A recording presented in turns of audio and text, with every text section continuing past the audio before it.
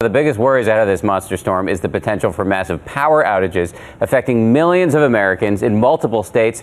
Officials are warning those outages could last for more than a week. Crews are already in crisis mode, working overtime, doing their best to keep the lights on. ABC's David Curley has much more now from Rehoboth Beach in Delaware. David, good morning to you, sir. Hey, Dan Harris. I hear you, and let me tell you, not only is it the wind here and the storm surge, which you've heard from some of my colleagues that they're worried about. Here in Delaware, they've told everybody to get out here because of the storm surge by 8 o'clock tonight. But the other concern, not just for the coast, but for everybody inland, are the lights, the electricity, and whether the power goes out for days. This is what millions of Americans and hundreds of power companies are worried about. Last year, Irene left 7 million homes without power. So even before Sandy's hurricane winds and rain, utility crews are out trimming trees, putting equipment in place. Yeah, it's looking pretty ominous. Vince Mayone has been with the utility that serves South Jersey, including Atlantic City, for 28 years. He's never seen a storm like this and knows that a lot of his customers are going to lose electricity. The best thing is to be prepared, and I think that's where we are.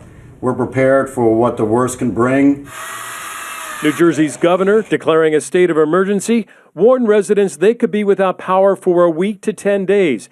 And Chris Christie says he's worried that residents might put generators indoors or run extension cords in a haphazard way to get some electricity. That's a good general New Jersey rule. If it looks stupid, it is stupid. Already, crews from the Gulf of Mexico to Iowa are in their trucks, driving to the East Coast in front of Sandy's wrath. So how bad could it be? Believe it or not, this guy thinks he has an idea. A researcher at Johns Hopkins. He's put together a model predicting how many of us may lose power. Remember, Irene left 7 million without electricity. Our model is suggesting roughly 10 million. 10 million who could be without power for a week or more. We're talking 10 million people. If 50 million people feel the effects of this, that means 1 in 5 of those who feel the effect, according to this prediction, could be without electricity for days, and as you heard, it could be a week and a half. A very big storm coming our way. Dan and Biana.